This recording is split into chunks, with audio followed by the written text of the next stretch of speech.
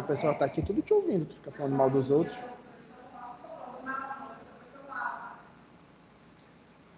Bom, pessoal, nossa aula já está sendo gravada. Se você quiser desligar essa luz daqui para ver melhor, pode ficar à vontade, tá? Então, diga, Leidiane, você quer falar alguma coisa? Não, eu queria te dar uma boa noite. Eu não estou lhe ouvindo direito, tá muito baixo. Não, só queria te dar uma boa noite. Ouviu agora? Ah, boa noite, querida. Obrigado, viu? Pensei que tu estava ouvindo o pessoal falar mal de ti aqui, por isso que tu ligou o microfone. Eita, tá Mas assim, é? depois eu te conto. Tá E bom. olhem só, hoje é dia 5/5, né, de 2021. Estamos hoje, oficialmente, né, concluindo. Eu até falei para vocês semana passada, né? É apenas uma complementação do conteúdo de vocês, mas hoje, oficialmente, a gente termina o nosso conteúdo programático de saúde do trabalhador, tá? Então, oficialmente, hoje é dia 5. Na semana do dia 2, que é a primeira semana de junho, já é a prova de vocês. Dia 26 de maio já é a... Oh, meu Deus, como é o nome? 26 de maio é a revisão. Então, nós temos mais o dia 12 e o dia 19, tá bom? Sendo que semana que vem, no dia 13 e 14, vocês têm a semana de enfermagem, né? São dias de várias atividades que vocês vão ter por aí. E graças à pandemia, né? Esse momento que às vezes em sala de aula a gente já não tem todo esse contato muito direto, a gente acaba dando alguns conteúdos de uma forma mais veloz, né? Isso faz com que a gente termine o conteúdo programático de uma forma antecipada, né? Sei que esse semestre de vocês é um semestre um pouco relativamente puxado, né? Diga, Leidiane. E, Adilson, então a gente não vai ter essas visitas técnicas? Vamos. O que foi que aconteceu? Eu já mandei o ofício para a Ambev e é o centro deles de escritório. O rapaz me falou que ele ia me retornar no início de maio. Já é dia 5, eu vou esperar até sexta-feira. E a outra visita que eu tenho programado, mas eu estou esperando eles me liberarem, é no empreendimento que fica ali na Barão com a Pedro Miranda. É uma área de construção civil. E aí eu estou esperando também a liberação deles, né? A da Ambev, ele falou que já ia ser liberado, da construção civil, me falaram que eles estavam esperando acabar o lockdown para marcar. Eu, inclusive, falei com um rapaz de lá do empreendimento hoje, né? E ele falou que ele vai me dar uma resposta também até semana que vem. Vamos aguardar. Eu estou preparado aqui, estou na expectativa de que a gente faça isso o mais precoce possível. Existe uma outra programação nossa que a gente faz dentro de saúde do trabalhador, que é aqui dentro da Examash, que é o Programa de Segurança Ocupacional dos funcionários da Examash. Mas o grande problema é que vocês não vêm presencialmente, Ah, né? mas eu vou. Só marcar aí. Então, Eu vou. não, aí o que é que acontece? Para quem for fazer presencialmente, aí eu fico naquele impasse. O que é que eu fico fazendo com o pessoal que está na plataforma, entendeu? Aí fica um pouco caótico, mesmo porque eu vou ver quantas pessoas ele vai liberar para a visita. Provavelmente essas visitas vão ser divididas. E no final das contas, eu não sei se todo mundo vai, Pois né? é, a gente poderia marcar, né, esses grupos para estar fazendo essas visitas. Pois é, aí eu vou esperar o retorno dele. Mas o que é que vai acontecer? Eu já tinha falado com a professora Elisângela sobre isso, que é o seguinte: em educação e saúde, que é a próxima disciplina que nós temos juntos, a educação em saúde ela é dividida em carga horária teórica e nós temos as visitas para realizar educação em saúde. Que qualquer coisa, se eu não conseguir esse semestre, a gente vai usar a educação em saúde toda em visita em locais. O grande problema de tudo é a questão da pandemia, né? Se a gente continuar do jeito que está, entre aspas, tranquilo, aí eles vão marcar logo imediatamente. Se demorar e tiver aumento de casos, aí talvez esse processo demore, tá? Mas só por informação, tá ok? Obrigada. Qualquer coisa, nada, qualquer coisa é só perguntar. Olhem só, gente, nós falamos de várias coisas desde o primeiro semestre, né? Falamos de saúde ocupacional, risco ocupacional e falamos de NR. Inclusive hoje, eu já anotei aqui as NRs que vão cair na prova de vocês. Então, ao final da aula, eu já vou passar para vocês já saberão quais são essas NRs, e aí já podem estudar e se preparar para essa segunda avaliação, né? Diga, Leidiane. Fora aquele trabalho, teve mais um outro, porque eu acabei nem, acabou nem dando para mim assistir aquela aula semana passada. Exato, pois é, em falar nisso, realmente A minha intenção é passar mais uma atividade, mas eu ainda vou ver se eu vou fazer isso, tá? Eu posso contabilizar depois, mas eu acho, eu não tenho certeza, que foi ou uma ou duas, entendeu? Foi Mas eu aquela que eu até te mandei por e-mail, que era várias várias questões. perguntas, né? Isso, Pois é, eu tô me recordando só dessa, acredito que foi só uma, saúde mas do eu posso trabalhador. confirmar depois, tá? Tá. E aí, olha só, gente, a gente habitualmente falou, né, sobre o risco, sobre enfermagem, NR, várias coisas. E hoje, mais do que nunca, nós vamos citar sobre os erros específicos da enfermagem.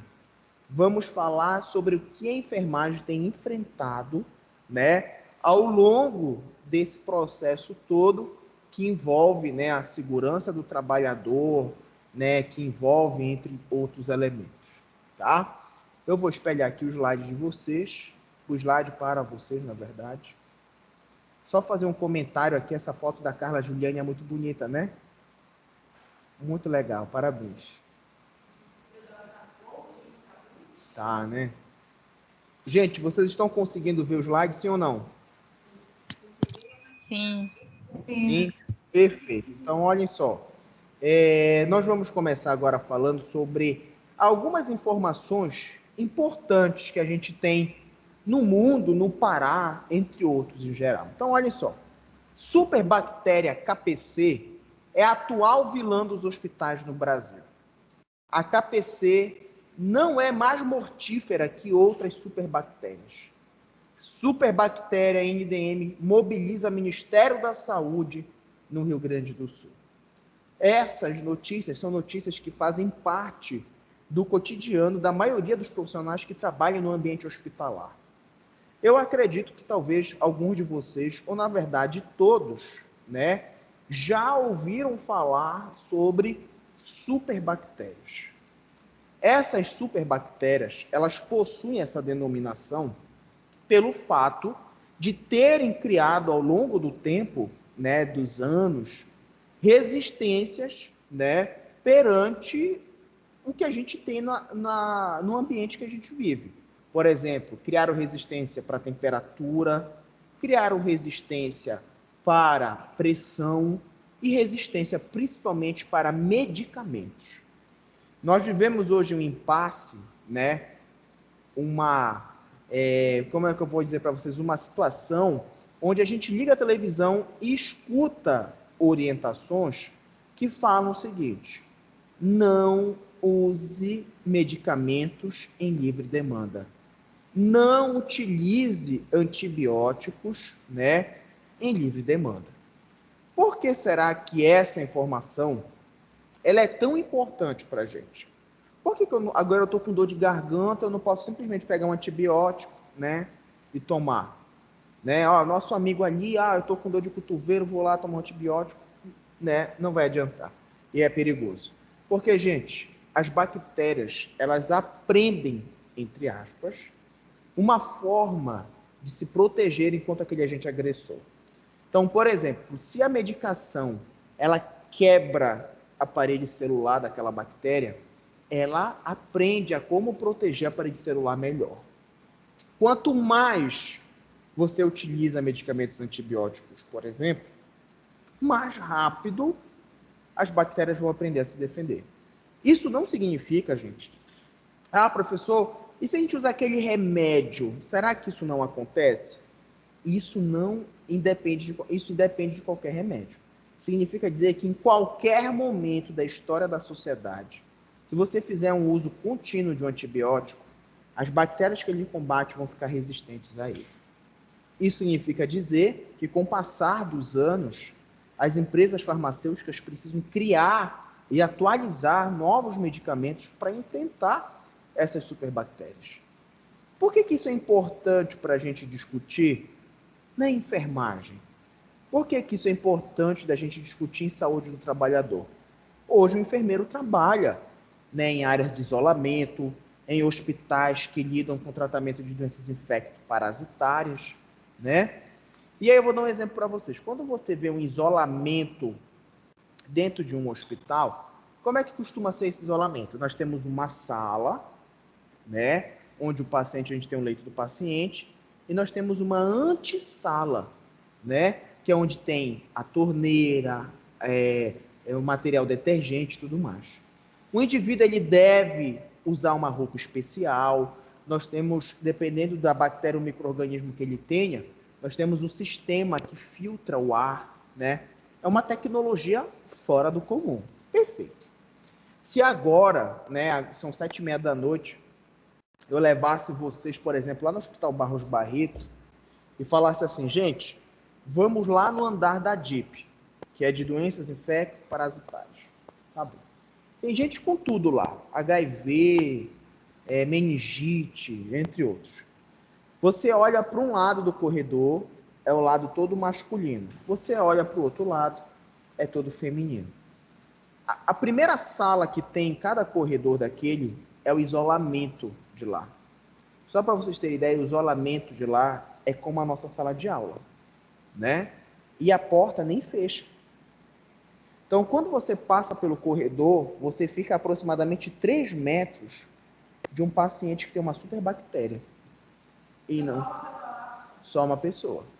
E aí, a pessoa está lá, tossindo, espirrando, não tem um sistema de filtrar, você está ali praticamente frente a frente, você está de jaleco, você nem de roupa ou capote especial tá, e aí a gente para e se pergunta, o risco para o enfermeiro aí é alto ou é pequeno? Gente, eu costumo dizer uma coisa que é engraçada, que é o seguinte, só Deus na vida desses profissionais da saúde. Porque o cara lida com a exposição todos os dias. O cara morre lá, ele manuseia o corpo muitas vezes sem o EPI necessário. Às vezes nem ele sabe que EPI utilizar para se proteger dessa superbactéria. Isso é uma realidade que a gente não encontra só no Barros Barreto. E por que eu usei o exemplo do Barros Barreto? Não é para falar mal dele só. Eu trabalho lá, levo os alunos da UEPA para lá, mas é para a gente entender o seguinte. Barros Barreto hoje é o hospital de Belém do Pará que paga o melhor salário para o enfermeiro. Quando abre concurso da rede EBSER, que organiza os hospitais federais, todo mundo quer fazer concurso. A gente de São Paulo, Mato Grosso, para fazer concurso para o Barros Barreto. O cara imagina que pelo fato de ter um salário bem significativo, né, você vai ter uma situação de trabalho muito boa. Quando chega lá, quebra a cara. Né? Lá na enfermaria que a gente estava da última vez que eu fui, tinham vários pacientes, só tinha uma cubarrim para toda a enfermaria. Então, é um absurdo a gente pensar dessa forma. E isso faz com que o que é que aconteça? A gente, o profissional, se sinta mais desmotivado e mais, por exemplo, exposto ao risco ocupacional. Atualmente, eu digo nessas últimas semanas, desculpa, a gente tem visto na televisão, nas redes sociais, uma movimentação de vários profissionais para a famosa aprovação do piso salarial de enfermagem. Vocês concordam com isso? Vocês querem o piso salarial aprovado? Com Sim. certeza. Leidiane falou que com certeza. Vocês sabem quanto é o piso que eles querem aprovar? É quase 8 mil reais, se eu não me engano. 7 mil alguma coisa, né, Leidiane? Não me lembro de cabeça. É isso mesmo, não estou lembrando também, mas é mais ou menos isso. Pois é, agora eu vou dar um exemplo para vocês. Pois é, a carga seria de 30 horas semana, né? Ou seja, vocês trabalhariam, por exemplo, de 7 horas da manhã a 1 da tarde, de segunda a sexta-feira, e ganhariam praticamente 8 mil reais de salário. Tá bom? Tá bom para você, querida? Tá tirando mar lá na loja de arma? Não? Certo. Pombo, tá bom para ti? Pombo nem não quer saber de dinheiro, ele quer outra coisa.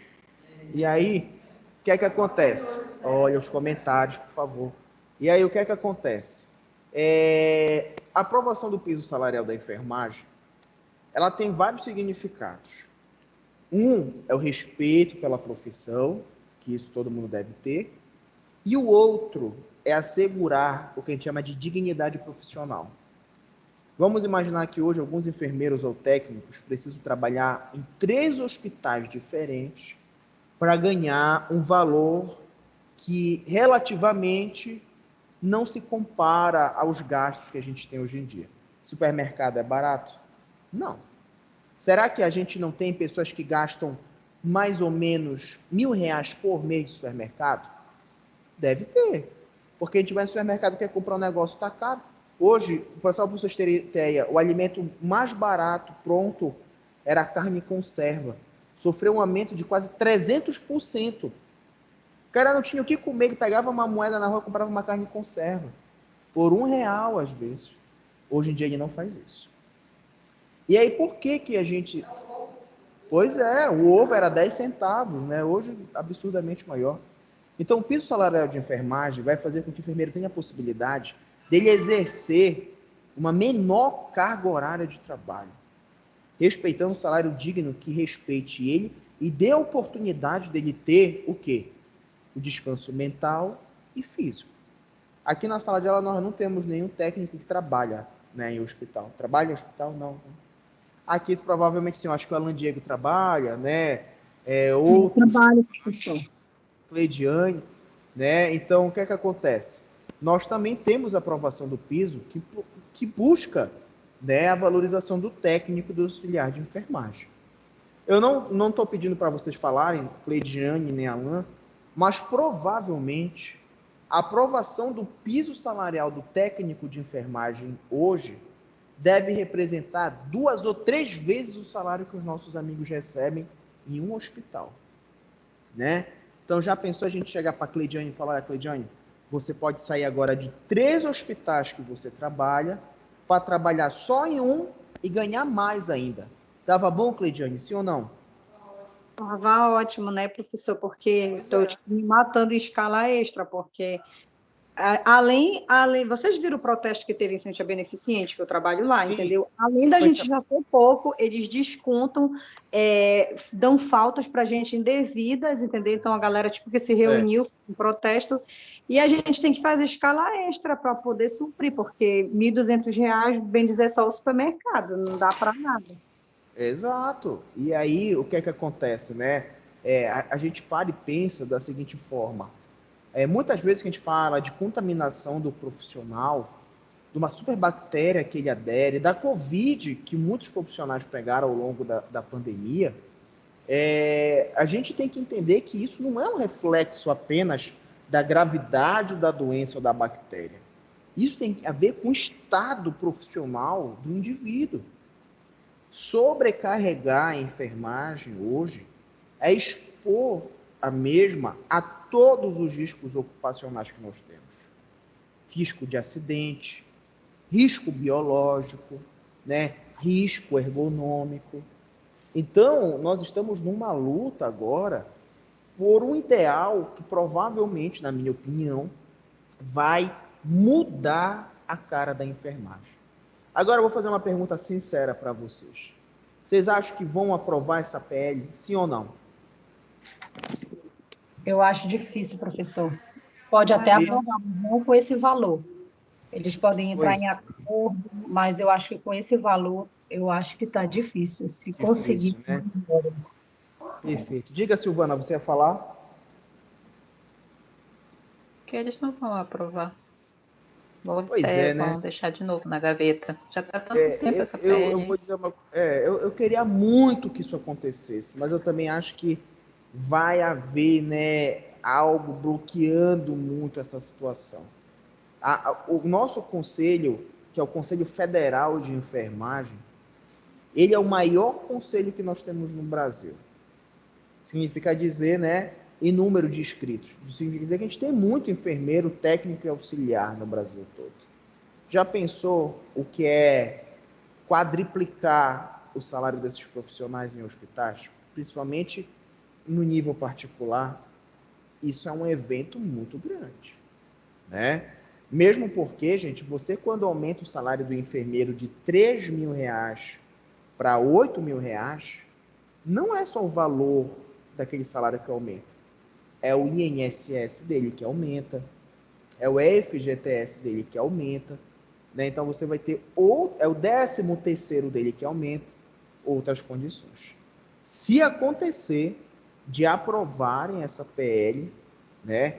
E eu digo assim rapidamente, gente, daí é um marco histórico. Vocês vão pegar uma coisa muito boa quando vocês estiverem formados.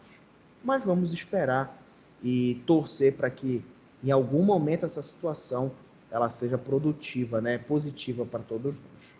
Tá bom? Vamos continuar aqui no nosso slide. Bom, e aí a gente quando encontra um enfermeiro, um técnico que entrou em contato com o paciente e se contaminou, vamos usar esse exemplo do Barros Barreto, né?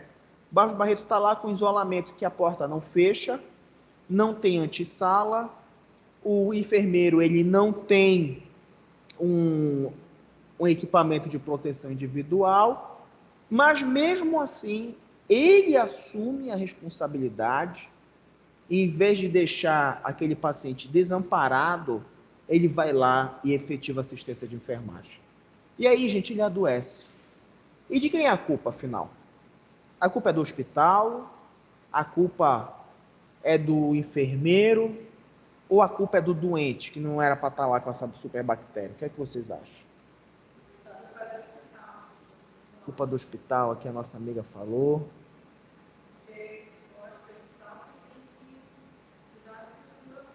Dá o EPI, todas as condições, né?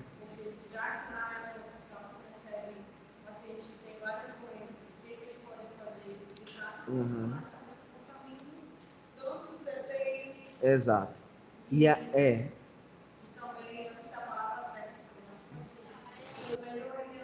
Sim. Pois é, e aí a gente tem, se a gente fosse falar sobre isso, a gente ia dizer o quê? Que o principal culpado disso tudo são os hospitais.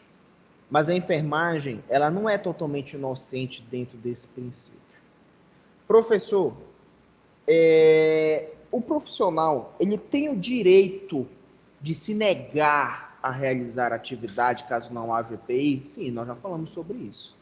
Mas tu já pensou em passe na tua cabeça assim? O hospital não vai comprar isso essa semana. Esse cara vai ficar sem assistência durante uma semana. É difícil pra gente.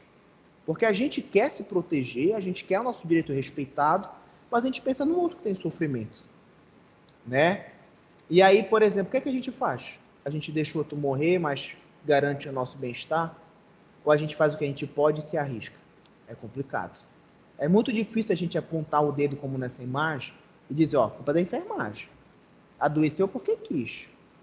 Às vezes existe esse conceito de culpabilização, mas a gente não pode entender que isto é natural, tá? Bom, aqui nós temos alguns comunicados de risco.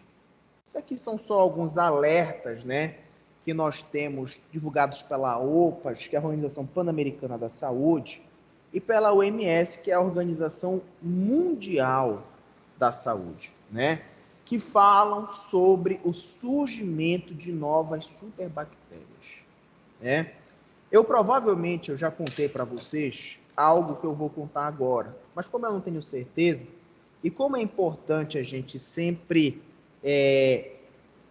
aumentar um pouco as informações e lembrá-los de alguns exemplos, eu vou contar novamente.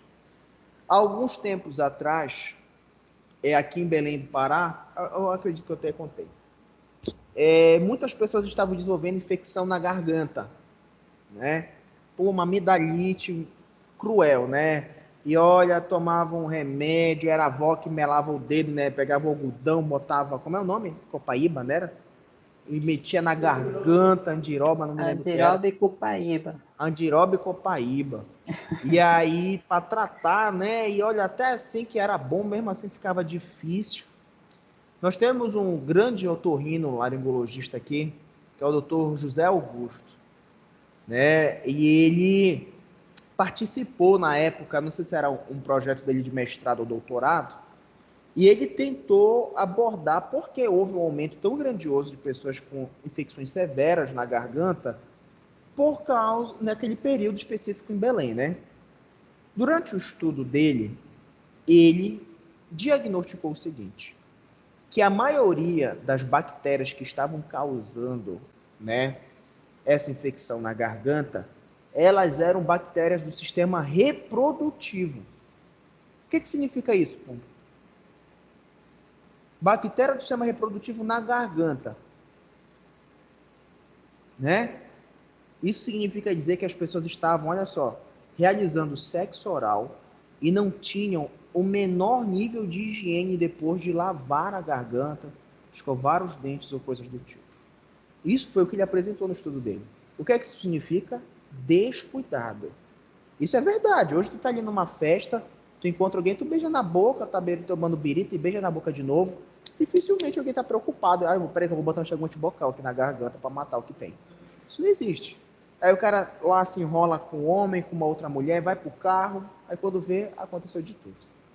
Isso significa dizer o quê? Que o nível de tolerância informacional, do próprio nível de proteção que os indivíduos estão assumindo, ele está fragilizado. As pessoas não estão mais tão criteriosas no seu ambiente de trabalho como antigamente.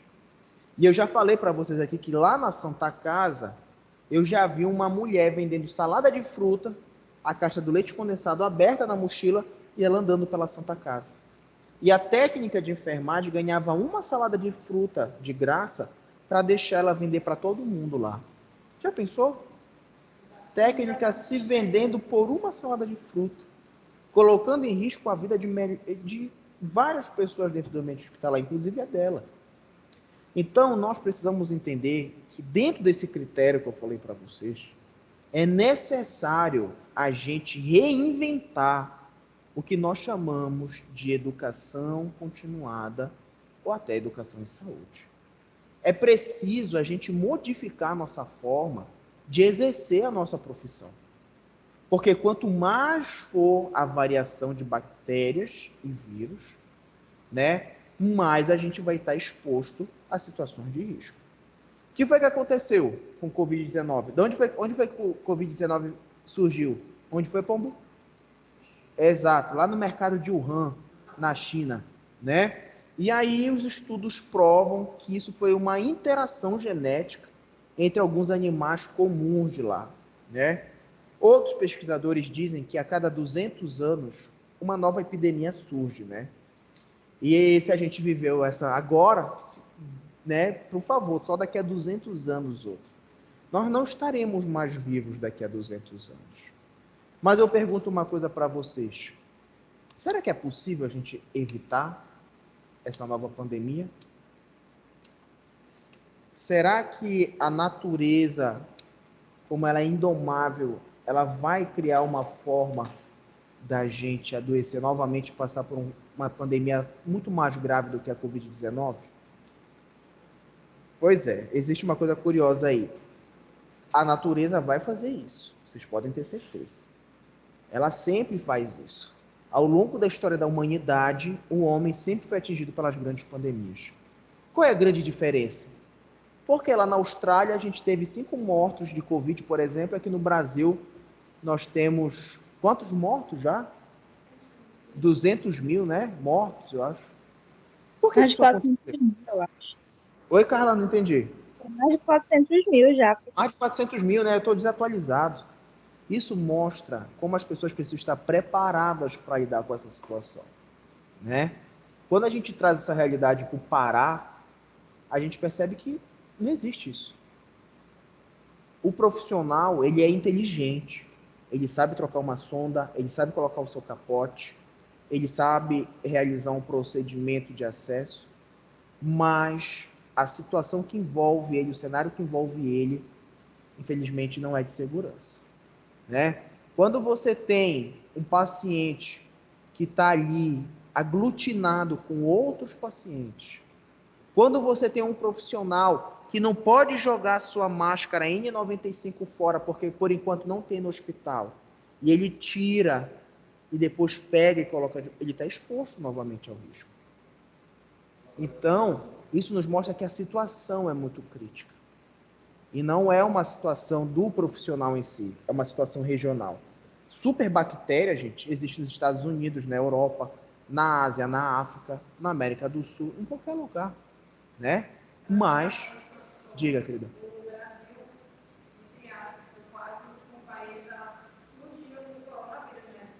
Exato, o desenvolvimento foi.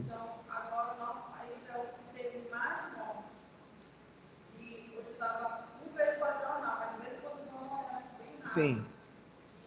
Essa vacina que vem agora, que nós tomarem agora, Certo. o presidente já tinha recusado várias vezes. É. E é a mesma vacina que vem agora. Eu acredito assim que o nosso país ele é muito mal administrado. Certo. Que era para ele ter feito isso há muito tempo, que eu acredito que não teria morte, lógico, mas não essa quantidade. Pois é, e aí a gente cai sobre aquele impasse, né? Será que a gente conseguiria? Era possível reduzir? Vamos eliminar a possibilidade da vacina. Vamos dizer que não existe vacina.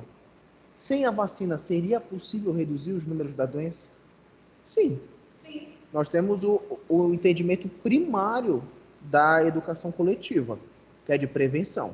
Se todo mundo respeitasse as normativas de isolamento, distanciamento, uso de máscara, isso tudo seria possível, né? Eu acho que tudo se encaixa, economia, Sim. porque em outros países, se for falar, que tal? Eu não ninguém na rua. Exato. Nada como e o presidente fala, olha, daqui a 2 semanas o senhor vai ter E, gente, isso, esse bom senso, esse bom senso não atinge também quem é profissional da saúde? Claro. Quantas pessoas que são da área da saúde a gente não vê também indo de encontro com essa questão? Temos vários exemplos. Amanda Daniele, lá no Rio, estava lá nas festas, tirando foto na praia. Maiara comemorou aniversário semana passada. Folo, cheio de convidado lá. Eu contei mais de 30 pessoas. Né, Amanda? E aí o que é que acontece? Não vou dizer que eu também sou perfeito, né? Mas eu digo o que para vocês? A gente precisa ter uma consciência que eu vou dizer para vocês. Não é a consciência individual, porque a gente põe em xeque a nossa saúde. É a nossa consciência de saúde coletiva. Se agora falasse para vocês, olha, se tu fizer isso, a tua mãe vai adoecer. Você vai morrer, não vai fazer. Então, eu acho que a gente precisa pensar mais na gente, né, e entender que a nossa saúde individual, ela tem uma representatividade tão importante quanto a saúde coletiva. Não adianta a gente estar se expondo, principalmente de maneira desnecessária. Isso só nos mostra o quê? Que o que a gente tem falado agora, dessas novas infecções, novos quadros, isso expõe o profissional, às vezes, pela sua própria conduta. Ele está comendo, ele pegou uma maçã e está comendo lá na enfermaria. Aí ele vai lidar com o paciente, tocou no paciente, tocou na maçã, contaminou, né? E eu vou dizer algo para você, gente. Nós temos vários exemplos, né? Inclusive, eu acredito que vocês, de maneira geral, né? Eu não sei se a Thaís está aqui, mas o maior exemplo que nós temos sobre isso foi, por exemplo, da irmã da Thaís. Eu acho que vocês ficaram sabendo do exemplo, né? A irmã da Thaís trabalhava comigo na Examastec, né? E ela furou o dedo, não me lembro muito bem como aconteceu, num pedaço de arame, numa ponta de arame, eu acho.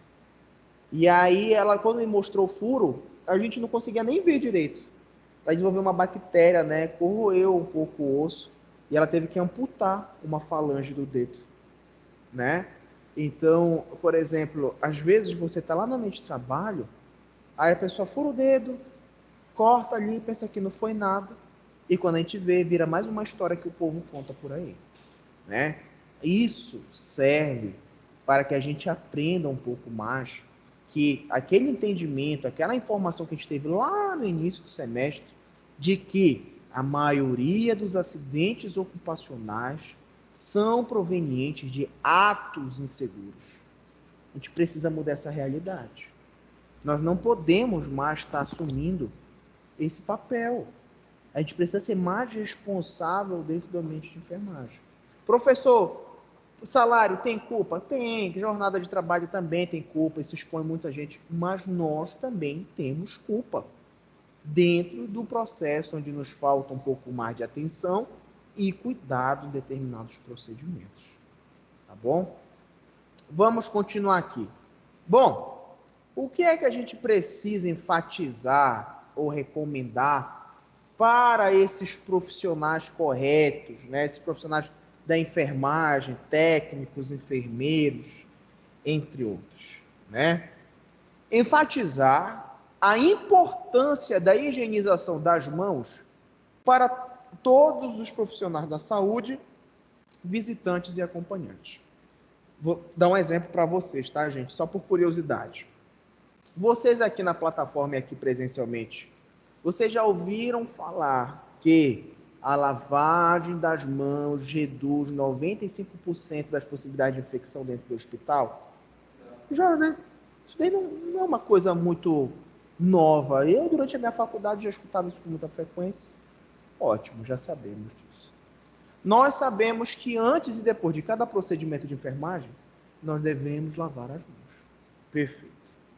Lavagem das mãos, quando ela é uma lavagem ideal, costuma-se dizer que ela demora em média 1 minuto, né? E será que todo enfermeiro, todo técnico de enfermagem, quando lava suas mãos no ambiente ocupacional, faz a lavagem correta das mãos? Claro que não. Tanto que a lavagem das mãos, a higienização das mãos, é um dos assuntos mais discutidos na educação continuada. CCIH está falando, tem adesivo na parede, lá na frente da pia tem um negócio mostrando como lavar as mãos. E às vezes está escrito assim, para a lavagem das mãos, retirar anéis, pulseiras e relógios. Está escrito na parede, a pessoa está lavando a mão com aliança no dedo. Tchau, tchau, tchau, tchau. Pronto. Tá ótimo, vou lá fazer aquele procedimento. Isso, gente, nada mais é do que um reflexo de assumir o risco, de falta, né, de consciência dentro do que é exposto. O jaleco é a mesma coisa. Vocês, como estudantes, participam disso. Vocês já foram para o estágio alguma vez? Já? Não hospitalar. Não hospitalar, na saúde pública, né? Isso. Tá, perfeito. Vocês iam de jaleco para lá? Só lá a gente utilizava lá dentro. Perfeito. Mas vamos imaginar que vocês iam lá com jaleco e tudo mais. O que é que acontece? Tem as mulheres principalmente levam jaleco dentro da bolsa. Aí entrou lá na unidade, colocou o jaleco, tem um homem aqui tossindo, que está com tuberculose, tem um menino aqui que está com sarna, está lá correndo, se esfregando em ti. Aí a mulher depois dobra o jaleco, põe dentro da bolsa. Aí lá dentro da bolsa tem a escova de dente, que ela ia utilizar de manhã, tem uma maçã que ela quer comer à tarde, né? Tem alguma coisa, sei lá, qualquer outra coisa que ela corra o risco de contaminação. E aí, ó, né? E aí essa mesma pessoa que faz isso está olhando ali pro cara que sai na rua de jaleco, vai na panificadora e fala, o cara é doido, né? Vai lá comer de jaleco. É perigoso, mas o que você está fazendo é também. Assim como tem gente que adora colocar o jaleco parejar no banco do carro. Põe lá no banco do carro, põe o filho atrás, o filho vai lá cheirando o jaleco do pai ou da mãe, né? Nossa amiga até ficou calada, deve fazer isso, né? E aí o que é que acontece? Isso nos mostra que o uso incorreto do jaleco não é só aquele de ir lá comer com jaleco, né? Mas sim, todo momento de guarda, transporte, entre outros do jaleco. Quando eu estava indo agora para o Barros Barreto, né, com os alunos, um pouco antes do lockdown, eu ia de jaleco, né, e sempre tinha o hábito de separar o jaleco numa bolsa, tipo, como se fosse um saco plástico, né, eu não entrava em contato com nada.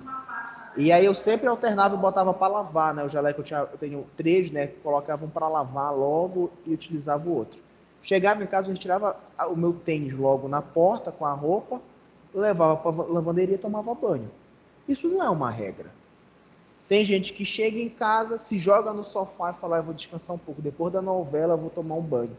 Aí quando vê, começou o Jornal Liberal, não, olha, dá só ver aquele Jornal Liberal, né? Uma preguiça, começou a novela, Jornal Nacional, não sabe de uma coisa? Toma banho amanhã de manhã, né? Aí quando a gente vê, deita na cama, manuseia alimento, abraça a esposa, esposo, né? No caso do pessoal que está solteiro, abraça um animal de estimação, sei lá o quê, né? E acaba se expondo os outros a um risco bem maior. tá? Só por informação. Disponibilizar continuamente insumos para a correta higienização das mãos, conforme a RDC 42 de 2010. Gente, o que é melhor a gente ter agora? Vamos imaginar o momento da pandemia. É melhor a gente ter uma pia com água e sabão ou um frasco de álcool em gel? O que é que vocês preferem? Água e sabão. Água e sabão. Né? A Mayara falou Água e que é álcool sabão. em gel. Água e sabão, a Cristiane. Perfeito. E aí o que é que acontece, gente? O uso do álcool em gel não substitui a utilização da lavagem das mãos, né? Lavagem das mãos ainda é a forma mais segura de higienizá-las. E por que não é recomendada a utilização do álcool em gel? Porque álcool na concentração de 70% ou até menos do que isso causa ressecamento do tecido, tá? E até dificuldade de cicatrização no tecido. Mas, professor, todo mundo está usando álcool em gel aí, agora com a pandemia. Pois é, está usando porque mata o vírus. Mas não significa que é saudável para a gente usar continuamente. Tem gente que anda, põe álcool em gel, aí com sua sobrancelha, põe álcool em gel, usa álcool em gel constantemente. E isso é perigoso. Gosta mais de creme hidratante? Creme hidratante, olha, aqui a Kelly tá lavando as mãos com... Não. Ah, sim, sim. Pois é, tem muita gente que relata, ó, a gente olha para a mão, às vezes tem esse processo, tá descascando, parece, né? É agressivo. Mas por que chamar a atenção de vocês para isso? Porque, gente, tem muito profissional que hoje simplesmente esqueceu que precisa lavar a mão. Que simplesmente só faz o uso do álcool em gel. Vai comer, opa, me dá aí álcool em gel rapidinho e utilize, né? Ou seja, é uma outra conduta que nós precisamos rever, tá? O que deve ser priorizado é a lavagem das mãos, tá? O que nós devemos entender como algo importante é a lavagem das mãos. Outro, disponibilizar continuamente equipamento de proteção individual.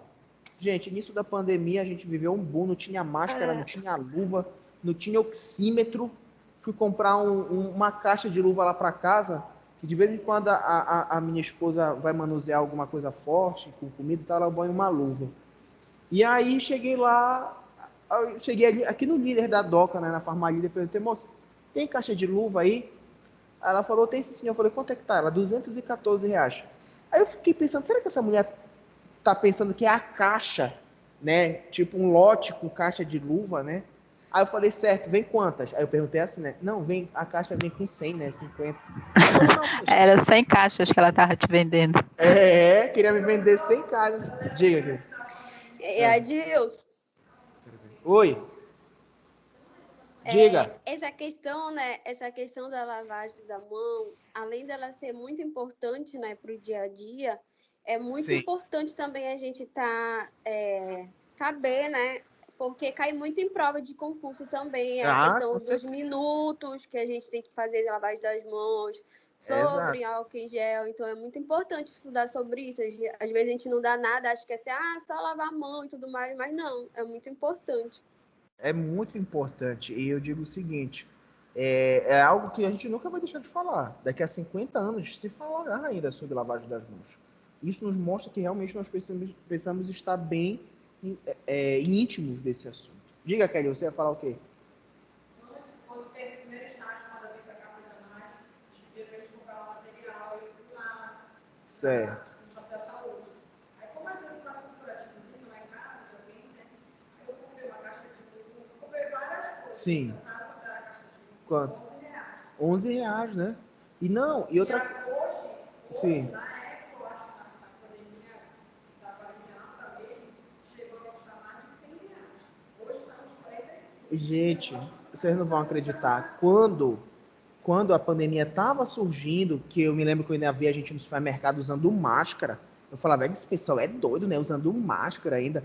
Eu me lembro que eu fui comprar uma máscara, ainda estava no valor mais acessível, e eu me lembro que eu comprei 8 caixas de luva Porque a mamãe sempre utilizou muito, a minha esposa, eu falei, eu vou deixar lá no estoque, né, essas caixas de luva.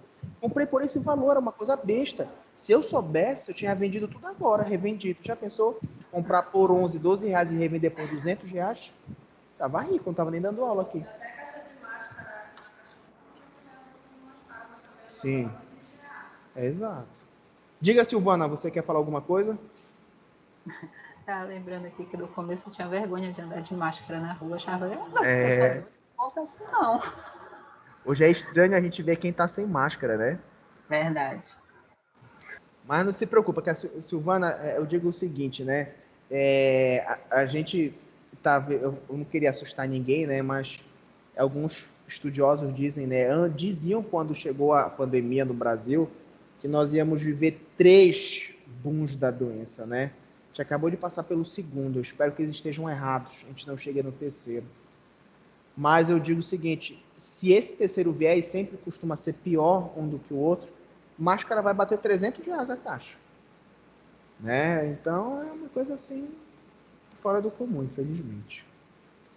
Olha só, vamos continuar aqui. Como a gente falou, né?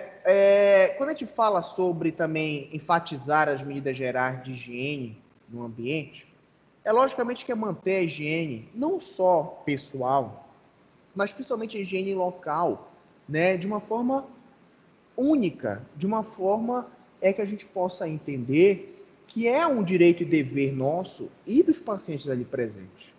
Existe uma doença hoje, talvez alguns de vocês já tenham escutado, né? Chamada de fascite necrotizante ou gangrena de Fournier. É causado por uma bactéria perigosa chamada de bactéria comedora de carne. Essa bactéria ela costuma consumir 1 centímetro de tecido por hora. 8 horas, você tem 8 centímetros, né? Pode ser 2 centímetros quadrados, por exemplo, até de lesão, né? Essa bactéria é muito comum em moradores de rua, pessoas que vivem em situações de educação, de saúde muito mais perigosas, né? Eu tenho uma aluna da manhã que ela trabalha lá no Abelardo Santos, falaram que operaram um morador de rua que estava com a perna já toda consumida por essa bactéria. E ela falou que quando fizeram a cirurgia, não teve mais cirurgia no local, né? E eles fizeram aquela famosa limpeza terminal na área. Isso nos mostra como deve ocorrer uma conduta correta de limpeza e proteção, né? Não tem como a gente pensar que eu posso lidar com tudo porque eu estou de jaleco e estou de máscara. Isso é um grande erro. Silvana, você queria falar alguma coisa? Que você ligou o microfone rapidinho? Esse caso aí desse paciente, ele foi operado lá mesmo. Foi? Eu tava não lá? sabia que eu trabalho lá. Olha aí, tá vendo? Tá aí nossa amiga pra dizer que eu não sou mentiroso, hein? Ele fez Pois uma é. tomografia para ver até onde estava a extensão. Exato, né? Então, por exemplo, para vocês perceberem que isso não é uma coisa assim tão distante. Isso faz parte do nosso cotidiano profissional. Principalmente aqueles que querem trabalhar no hospital, que eu sei que é uma quantidade bem significativa de pessoas. Outro, aplicar durante o transporte intrainstitucional e interinstitucional as medidas de precaução de contato, em adição às precauções padrão. A gente está falando do cuidado geral, gente.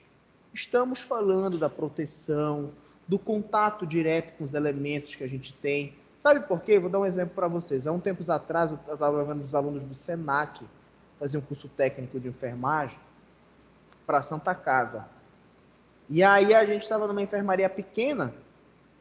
Vamos imaginar um exemplo, que a enfermaria tinha 20 leitos, mas nós só tínhamos 8 leitos ocupados. Eram 5, 6 alunos, estava bem tranquilo, né? E aí elas iam fazer uma evolução, viam medicação. Teve um momento que todo mundo sumiu. Falei, cadê esse pessoal, gente? O que está acontecendo? Fui procurando nos leitos, não vi ninguém. Faltava um leito que ficava no final do corredor. Cheguei lá, me lembro até, eu tinha um paciente que veio de Nhangapi, fica perto de Castanhal. Tava lá, a irmã, sei lá quem dele, veio, trouxe um bolo, né, uns salgadinhos, aí já sabe, né? Jogou arroz, os pombos vão em cima, né? E aí chegou o suco do paciente numa bandeja, e olha que ele estava com uma infecção, ia fazer até uma cirurgia, não sei do que. E as pessoas tiraram, veio com papel toalha entre a bandeja e o copo. Tirava o papel toalha da bandeja para segurar o pedaço de bolo. E estavam, olha lá, né? Comendo e rindo e pegando o bolo com a mão. Aí eu cheguei e falei, opa, festa? Ó, professor, se eu não quer um pedaço. Vocês sabem que eu gosto de comer, né? Mas também eu não sou responsável tanto assim, né? Aí eu falei, não, gente, eu vou guardar aqui fora, quando vocês acabarem, vão lá comigo. Não ia atrapalhar a comida dele, deixei eles comerem tudinho. Aí quando eles comeram, eu falei, gente, não façam isso. O paciente está aí com risco direto, né? E vocês estão lá comendo, pegando a mesma coisa que ele pega.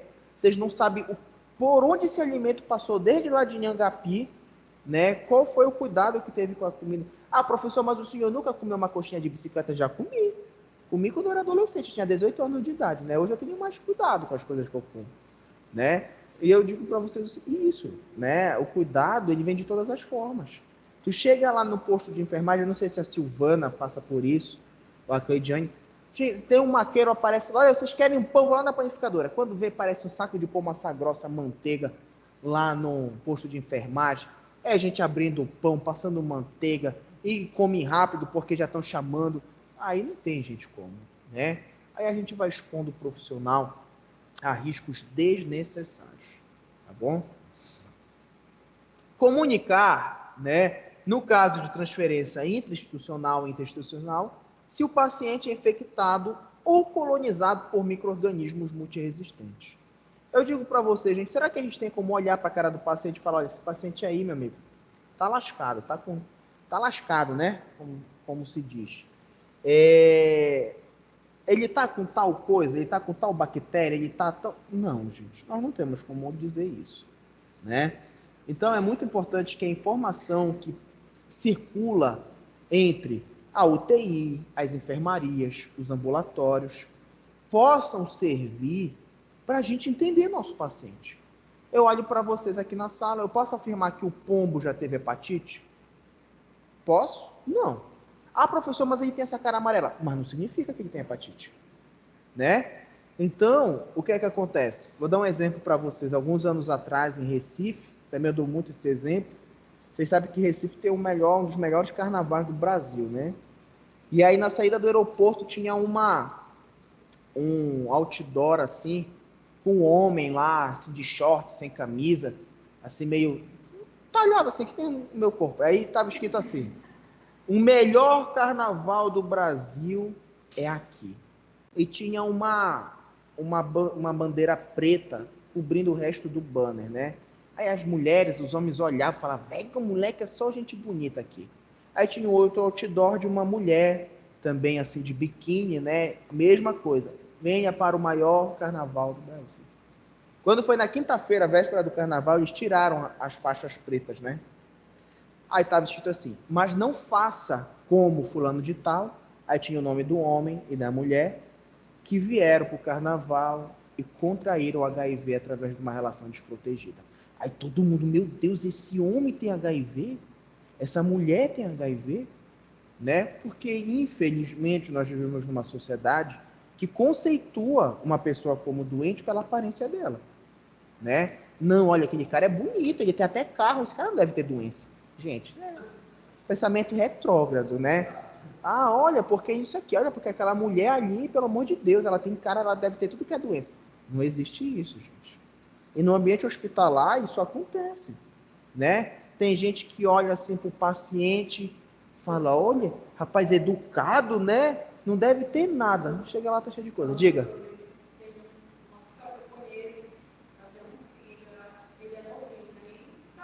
Sim.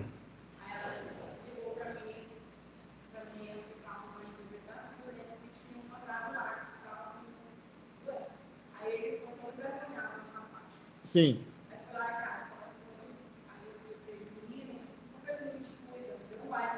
Aham.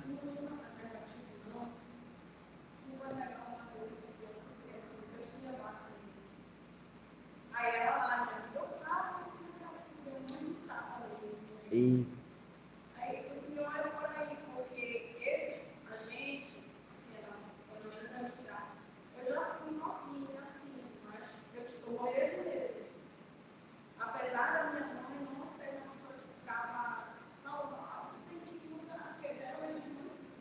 Isso faz tempo, né? Sim, Sim. aí eu tinha muito medo, mas eu acho que eu jovem de hoje em dia, elas não estão nem aqui. Não, E cara. quando eu ia, eu estava trabalhando, eu ficava na parte que fazia o preventivo, rapaz, gostou de meninas novas, assim, bonitas. Com infecções, né? Nossa, eu não tenho nada para fazer, fazer, né? Exato. E aí, gente, eu digo isso para vocês porque no ambiente hospitalar ainda existe muito isso, sabe?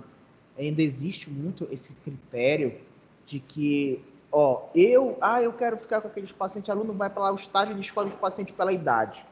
Não quero mais novo porque eu não quero idoso que dá muito trabalho, porque não sei o que, não sei o que. E aí acaba que a gente acaba criando dentro de nós os nossos próprios preconceitos e estigmas. Né? O estigma é aquilo que acompanha o indivíduo de uma forma até pejorativa, né? Então tu olha e fala, é morador de rua, então deve ser bandido, deve ter verminose, deve ter bactéria, e a gente não pode pensar dessa forma, né? Infelizmente, ainda é uma realidade muito presente, né? Bom, não se recomenda a interrupção da assistência em serviços de saúde como medida a ser adotada de forma sistemática no controle de micro-organismos multiresistentes. Então vamos imaginar o seguinte, vamos imaginar que chega agora uma pessoa aqui na sala e ela diz para vocês o seguinte, que ela, não, vamos imaginar que a gente está no hospital, que ela tem uma bactéria que não existe nenhum antibiótico no mundo que pode tratar, né? Você vai fazer o quê para ela? Falar, minha filha, vai-te embora daqui agora, né? Te tranca dentro de uma caverna, e nessa imagem aqui, ó, que acontecia na Idade Média, né? A época bíblica, a gente tem relatos como esse, né? Pessoas que viviam isolados, com doenças e tudo mais. A gente não pode mais fazer isso. Existe uma palavra que anda concomitantemente com a saúde, que é humanização. A gente não pode mais tratar o indivíduo como um produto, como um ser descartável, né? A gente precisa entender que a gente assume um compromisso, e é por isso que ser da saúde não é uma tarefa fácil.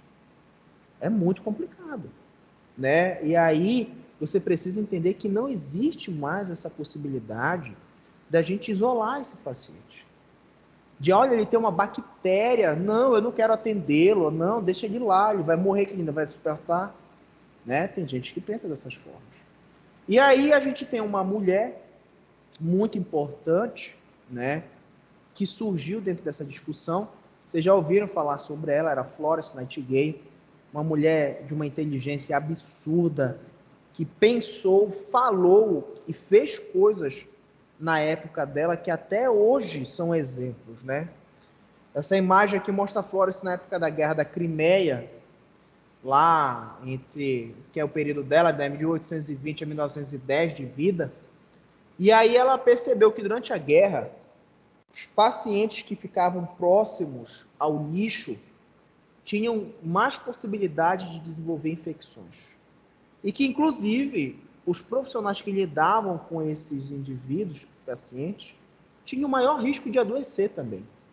Ela foi uma das primeiras pensadoras que desenvolveu a teoria de que o meio em que a gente está inserido, ele adoece a gente. Pergunto para vocês, gente, essa cadeira é contaminada? Vocês estão sentados? Sim. O ar é contaminado? Vocês estão aqui? Sim. Né? E aí, existe um experimento feito há muitos anos atrás.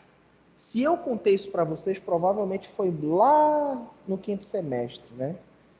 Mas foi um experimento feito há um tempo atrás que foi o seguinte. Um belo dia, um rapaz pegou, né, um pedaço de carne e percebeu que aquele pedaço de carne estragado surgia larvas, crescia, entre aspas, vida, né? Então, esse teórico, que era um estudioso da área da saúde, ele disse o seguinte, que da matéria morta pode surgir vida, né? Na época, a Igreja Católica... Eu já contei isso para vocês alguma vez? Vocês lembram disso? Tá. Naquela época, a Igreja Católica ela dominava, né, o mundo como um todo, né? Já foi a maior instituição que a gente teve, inclusive continua entre as instituições mais ricas do mundo, né? A Igreja Católica, ela não poderia aceitar isso. Como é que pode matéria morta surgir vida? Não pode, né? E ela contratou um conjunto de cientistas para poder fazer um experimento. Beleza. Olha o que eles fizeram. Pegaram um pedaço de carne e colocaram no vidro, né, sem tampa. A carne estragou, teve larva, né, surgiu umas mosquinhas lá. Beleza. Eles pegaram outro vidro, colocaram um pedaço de carne dentro e semi-tamponaram, não fecharam completamente. E o que aconteceu? Deu larva, surgiu mosca e tudo mais. Beleza. Eles pegaram um terceiro pedaço de carne, colocaram dentro do vidro e tamparam completamente aquele vidro. Vocês sabem o que aconteceu com o pedaço de carne? A mesma coisa. Deu larva, moscas, a mesma coisa. Não era possível. A Igreja Católica ia perder, na época, uma guerra, né? Como é que pode? Quem dá vida é Deus, né? Como é que pode na matéria morta surgir vida, coisa do tipo.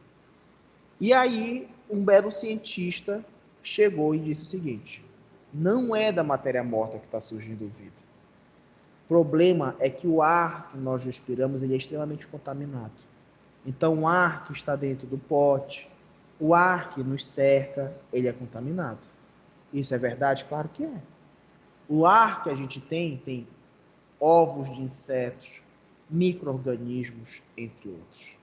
Então, às vezes, você tem um profissional que, por exemplo, está lá no posto de enfermagem e diz o seguinte: eu nem tive contato com o paciente.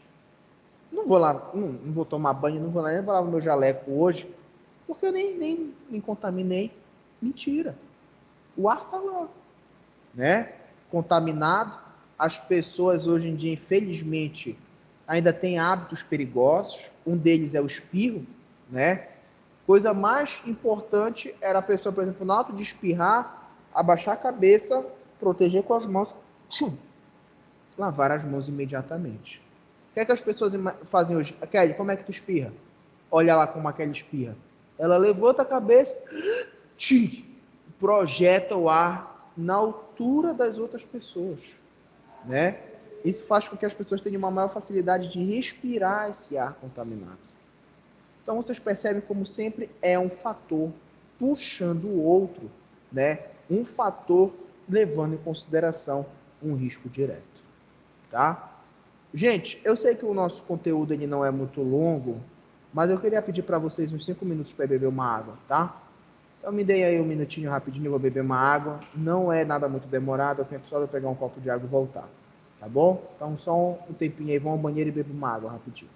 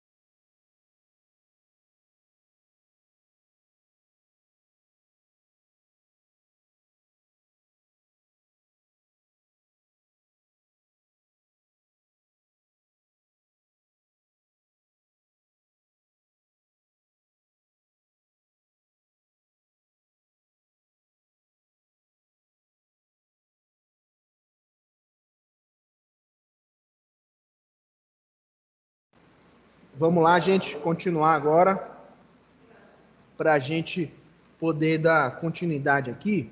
É importante a gente avaliar uma imagem que faz parte do nosso cenário assistencial, que é essa imagem que nós temos aqui.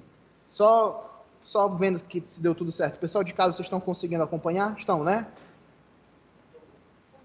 Estão vendo a imagem? Sim. Sim. Sim, Então, olha professor. só, nós temos aqui um indivíduo que, logicamente, é um paciente, né? É um usuário do serviço de saúde. E aí, o que é que acontece? Ele já é uma fonte eminente de infecção, né? Ele, professor, ele está gripado. Fonte de infecção. Professor, ele está com a unha encravada. Ele é fonte de infecção. Professor, ele tem Covid. Fonte de infecção. Então, nós precisamos entender que não há, né, como a gente entender que esse indivíduo não possa ser um risco eminente para o profissional, tá? Isso significa dizer que todo hospedeiro, todo paciente que nós temos, ele é suscetível, tá? Ele é um paciente que pode ofertar risco para nós de maneira de contato, gotículas, aerossóis, veículos comuns e vetores, né? Então, por exemplo, o que é que a gente precisa entender? Olhem para essa imagem aí. Às vezes o profissional da área da saúde, da enfermagem, chega ali, ele se apoia logo ali no corrimão da maca. Contaminação, né? O indivíduo chega ali, né? Infelizmente, apoia como é que eu posso dizer para vocês? O acompanhante se apoia ali, depois tem contato com o profissional, toca a maçaneta da porta, e aí, quando a gente percebe, a contaminação, ela ocorreu, tá? Nós temos aqui, gente, os modelos mais comuns, né, de transmissão. Contato direto, contato por gotículas, contato indireto, ou seja, todas são formas diretas que nós temos, né, de contaminação no ambiente hospitalar. Todas o enfermeiro é passível de se contaminar, tá? Gente, aqui nós temos uma outra imagem que mostra os locais mais tocados dentro de um leito. Vamos imaginar o leito de UTI, né? Uma enfermaria ou outro qualquer. Na maioria das vezes, o que a gente percebe? Botões dos aparelhos que nós utilizamos, as bancadas, pias, entre outros, né? E eu pergunto para vocês o seguinte: será que a colonização de bactérias é alta, gente? É média ou é pequena nesses ambientes? O que é que vocês acham? Alta, ponto. Perfeito. Então, vamos ver aqui. Nossa próxima imagem nos mostra, olhem só o padrão de contaminação. Isso aqui é um resultado de um estudo, né, que mostra o leito de uma enfermaria. Olhem os pontos de principais colonizações de bactérias. Está em tudo. Olhem lá a cadeira. Está no corrimão da cadeira, está em cima da cadeira que as pessoas têm o hábito de puxar a cadeira por lá, né? Está ali no monitor, está no chão, está na janela, está sobre o corrimão do leito, ou seja, uma contaminação direta, né? Aí tem gente, pessoal, que às vezes fala assim: professor, e esse paciente, ele estava no sábado lá na leita, ele já morreu, e eu só vou trabalhar hoje é quarta-feira. E pensa assim: não tem mais risco, né? Ele morreu domingo, sábado, hoje é quarta-feira. Olhem só esses dados que nós temos aqui. Alguns grupos de micro-organismos e os seus tempos de sobrevivência. Por exemplo, o Acinetobacter spp pode durar de 3 dias a 11 meses no ambiente, né?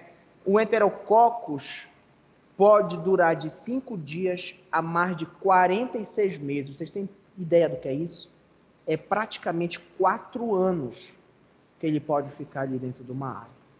Isso nos mostra o quanto nós temos um cenário perigoso para o exercício direto da profissão, para o exercício direto da nossa assistência de enfermagem. Tá bom? Pessoal de casa, alguém tem alguma pergunta? Sim ou não? Está lascado. Tá lascado, né? Vamos dizer nosso amigo Gil.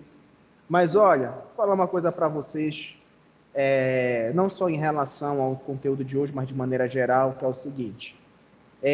Eu acho que a nossa disciplina de saúde do trabalhador, como eu falei para vocês, a gente está finalizando hoje o nosso conteúdo. A gente levantou discussões muito importantes aqui. E eu percebi que muitos de vocês fizeram inúmeras perguntas e adicionaram muito conhecimento dentro dos nossos tempos de aula, né? E a gente pôde perceber que a dinâmica de saúde do trabalhador talvez não era tão simples quanto a gente imaginava, né? Daqui para frente, nós vamos ter apenas conteúdos complementares, tá?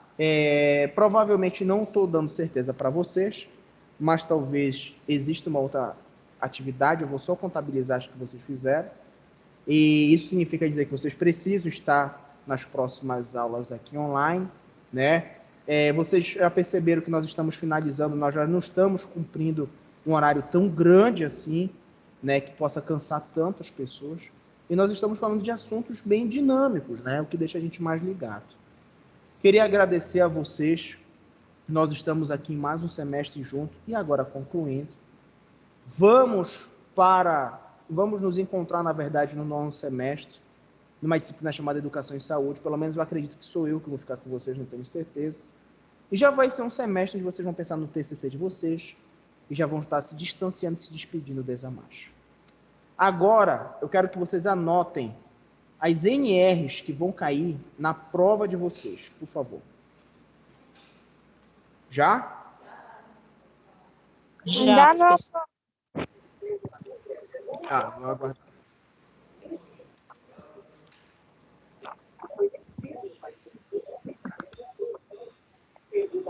Já. Já? Então vamos lá. NRs que vão cair na prova. NR 1, 4, 5, 6, 7, 9, 17, 24 e 32. Repetindo. NR 1, 4, 5, 6, 7, 9, 17, 24 e 32. Misericórdia. Misericórdia. Professor, Qual é a data da tua prova? a prova Não vai ser lembro de cabeça a data da prova, mas é na primeira semana de junho, se eu não me engano. Tá. Certo? Certo. Gente, então, um beijo enorme. Fiquem com Deus, uma boa noite, tá? Se precisarem de algo, como sempre, eu sempre estou aqui à disposição. E sempre é um prazer estar aqui com vocês, tá bom? Boa Beijo noite, enorme. Adilson. Boa noite. Tchau, professor. Boa noite. Tchau, tchau. Ah, então.